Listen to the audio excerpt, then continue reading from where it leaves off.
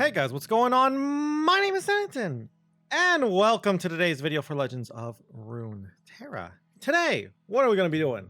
Well, we recently got a new patch, patch 3.4.0, huge balance patch, lots of cards have been changed, and actually some new cards as well have been added, 3 new cards I believe.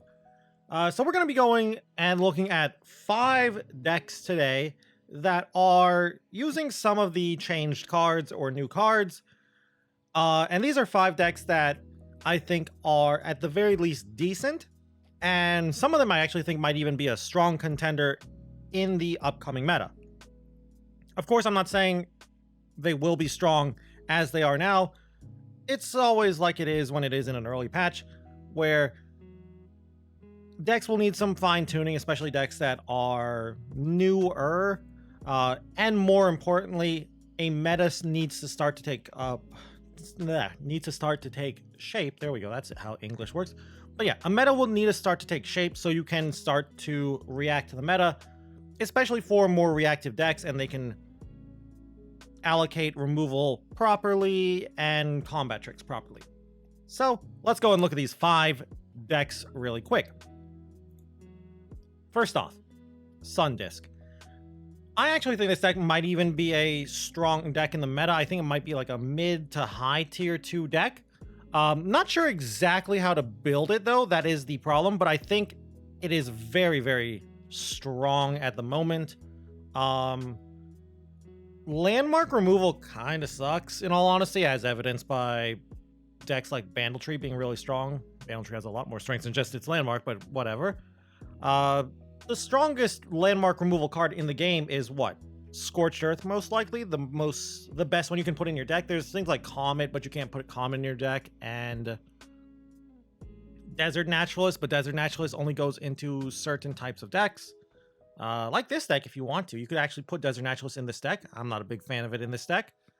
And maybe that stairs, but landmark removal is not that great.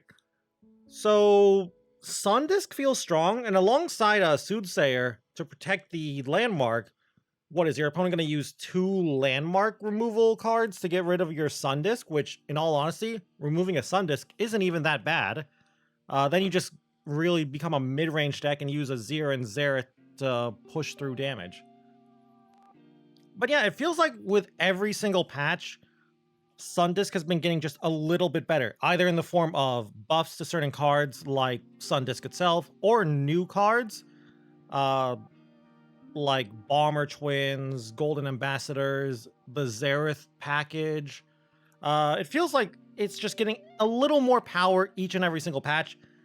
And this buff, these Shurima buffs, the Azir buff, and to a lesser extent the Quicksand buff, might be pushing Sun Disc into viability.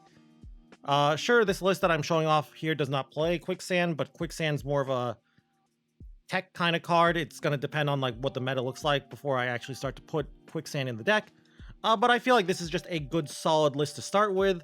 You could probably cut out a Hourglass for a Quicksand if you want, maybe even the second right for a Quicksand, but I think this is a solid list to start with. And the new the new strike spell in Shurima also seems good, but I wouldn't play it with this version. I would play it with a version that plays something like 3 Renekton's. But yeah, the Azir buff is huge for this deck. Ever since Azir's level up got nerfed, his level up condition got nerfed because of Azir Aurelia, from 10 allies to 13 allies, Azir kind of struggled to level up in Sun Disc. Now that Azir is counting landmarks alongside units, he actually levels up fairly quickly in this deck now. I've seen like turn 6, turn 7 Azir's level up, and it doesn't feel like it's that much of a high roll. Because first off, you're already getting 1 landmark right away without having to do anything because Sun Disc gets summoned automatically. Ancient Preparations is already 2 more level up ticks for your Azir. You get the landmark and then the unit that pops out. Rockhopper is 2 units, or 2 more level up ticks. Bomber Twins in theory is 2 more level up progressions too. You play the twins, you play the landmark. Endless Devout 2 if it dies. he levels up really quick in this deck, and he's, I wouldn't say scary when he levels up. Really, it's just that Azir's thick. He has a lot of health. More importantly, you're just accelerating that Sun Disc so fast before your opponent is able to actually find a way to answer the Sun Disc. And Xerath is going to level up quickly too, because you're playing a lot of what are they called? Roiling Sands from both the Rockhopper and the Unraveled Earths, and that's not to mention your Ancient Preps and your Preservariums. So yeah, depending on the meta though, I think this is a strong deck. We'll definitely need a meta to settle. Really don't think the deck will change that much from what I've got here outside of tech cards. So things like, how many Desert Naturalists do you want? How many Hourglasses? How many Rights do you want? Stuff like that. So yeah, I do think this is the best version. I don't think playing Renekton in the list is good at all. Maybe a 1 of Renekton over the 3rd Azir is correct, but I don't like it. I like 3 Azir, 3 Xerath, just to draw Azirs and Xerath right away to try to turbo flip my Sun Disc. Next up, what do we have? Aphelios Victor. This is the only Aphelios deck I have here. I only wanted to include one Aphelios deck. There's a lot of Aphelios decks you can try, though. For example, Aphelios Action, Aphelios Zoe, Aphelios Nami, etc., etc. Aphelios, in other words, feels really, really good. I just wanted to show off Aphelios Victor, because it also makes use of Victor, who has also been buffed too. The current list I'm showing off only plays 2 Victors. I don't really like a 3rd Victor, mostly because Victor's champ spell feels really, really bad. But I might be wrong on this, but I do like Vi as a 1-of. Vi as a 1-of just feels really strong, but maybe 3 Victors is correct so I can draw Victor more consistently. But I think a 1-of Vi is strong. I've also tried out a 1-of Yuumi over the Vi. I think Vi is just better. But yeah, I like the list. Some people I've seen have been using Camphor the Doubt as well in this list. Not sure how much I like it. I've tried it a little bit. I kind of like Submersible a little bit better than Camphor. So yeah, this deck feels strong though. Definitely does feel like a deck that needs to be fine-tuned, and it's just waiting for a meta to settle so it can allocate its removal properly. Like, for example, how many Thermo Beams do you want? Do you want Spell Thief? Do you want Iterative Improvement? How many Pale Cascades? How many Guiding Touches? How many Mystic Shots? Do you want to get Excited, Aftershocks, Sump Fumes, Sunburst, Hushes? How many Blinded Mystics do you want? Etc, etc. Also, I really like Pharaoh's Financier in this deck. I've been trying to run more and more. At the current time, with this list, I'm only running 1 of them. But I would really like to fit in a 2nd Financier. Financier, I think, is great with this list. The Targon Financier list, or Financier pool, is not that great, but it does have Sunburst in it, and Sunburst is pretty solid. Sky's Descent is a pretty big whiff, but it's still an okay Pharaoh's Financier pool with Destiny's Call is not terrible, in all honesty. And as for Submersible, I'm not really sure if I like Submersible or if I like Camphor. I feel like Camphor is a little tough to level up or flip, get the keywords, whatever you want to call it. And while Submersible just feels a little easier, sure. With Pale Cascades and Moon Weapons and Gems from the Goat, it doesn't seem that tough, but it feels a little tough, in my opinion. Next up, though, I feel like this is actually a deck a lot of people haven't been talking about. We're talking about Lee. Specifically, Action Lee Sin. A lot of people, when they saw the Aphelios buff and the Crescendum rework, were like, oh wow. Oh no, as well, for some people, but Lee Sin's dead now, right? I don't think Lee is dead. I think Lee Sin, in his current form, with Targon, is dead. You know, Lee Zoe is dead. Because the reason you played Targon was mostly because you could play gifts to pull out Eye of the Dragon, so it was like you were playing 6 Eye of the Dragons. And Zoe was also good too, giving you an alternate win con and a extra spells. And then they added Wounded White Flame, which was great too. Action Lee actually was a thing for a very, very small amount of time, because when Action first came out, people were like, wow, he kind of goes with Lee, and some of these Shurima cards go to Lee well as well. And most people dropped it for Targon for the strengths I basically talked about. But with the Crescendum change, maybe Action Lee can come back, is what I'm thinking. Another big problem I feel with Action Lee, though, is you don't really have a good backup win con after Action. Now, you could fix this and play something like Scattered Pod, I'd say. Like a couple of Scattered Pods, like Zoe Lee used to do, in fact. But Zoe Lee went and started playing Wounded White Flame. Wounded White Flame was crazy good in that deck. So yeah, I don't know. I don't think the list didn't feel like it impacted Action Lee much. Sure, the Twin Disciplines nerf does hurt a little bit. It means your Lee Sin can't do as much damage as before. But also you can consider adding Quicksand in this deck as well. Quicksand is just great. It's sort of like a double Hush. Sure, it's not as good as Hush in my opinion, but it's still pretty good. Maybe take out one of the Vagabonds for a pod here. Change up the counterspell suite. Maybe add in, I can't even remember the landmark, but there's the landmark that basically, it's a countdown landmark that gives you some lucky finds when it counts down. That is also something you can consider adding. So yeah, I think there might be something here with Action Lee. Definitely something to try out. And especially like with a lot of Lee Sin decks previously, maybe in tournaments it'll be even better where you can have a ban phase so you can ban mini morph decks and you don't have to worry about mini morph decks because mini morph still preys on Lee Sin. Next up though, what have we got next? A deck that a lot of people I've seen do not like, or at least are annoyed to run into. Basically, Targon's Peak. Only one card in this deck got changed, got buffed, really. She Who Wanders.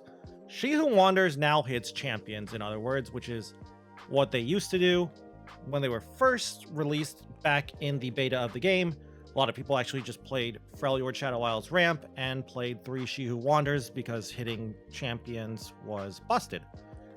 So some people are playing this, and there have definitely already been some complaints being like, oh, I was playing something and I thought this deck was good, and then my opponent played a turn 6 She Who Wanders and I just lost the game because they wiped my board and took out like 3 cards from my hand. How often does that happen? I actually don't think it's that rare. And you might say, well, Targon's Peak is RNG, right? Yes, but you're building your deck around it. Maybe you don't hit the She Who Wanders. Maybe you hit a Field of Rush. Maybe you hit an If That Stairs or an Aurelion Soul.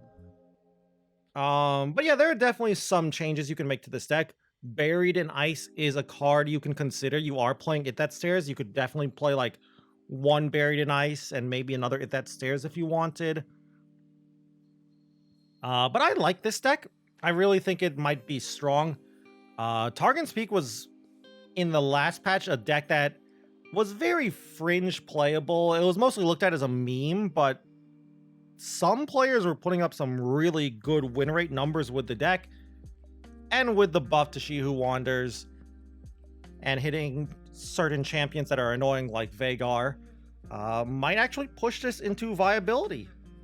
Especially more so in tournaments where, in general, it feels like tournament games are slower.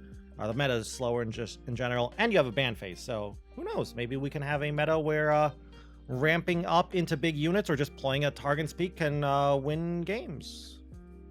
Also, we have Celestial Wonder in the deck too. Celestial Wonder, I've been looking at it now. The more and more I've looked at it, I'm starting to come around on it. I'm sort of looking at it like a Targon Harsh Winds, the 6-mana freeze 2 units from Freljord card, and I still don't like the card. I don't think the card is strong, but I'm starting to like it a little bit more than I gave it credit. So yeah, with Blighted Ravine, Avalanche, and then Celestial Wonder and Sunburst for bigger things, this deck actually has a decent amount of anti-aggro tools. And then you have Sunhawk and Tavern Keeper, and you can add more of those if you want as well. And our last card, or sorry, our last deck. More of a for fun deck here, in all honesty, but still very fun. And some people really like and believe in Yasuo. We got Yasuo Leona here. Some people have also been putting up some pretty good numbers and some high win rates with Yasuo.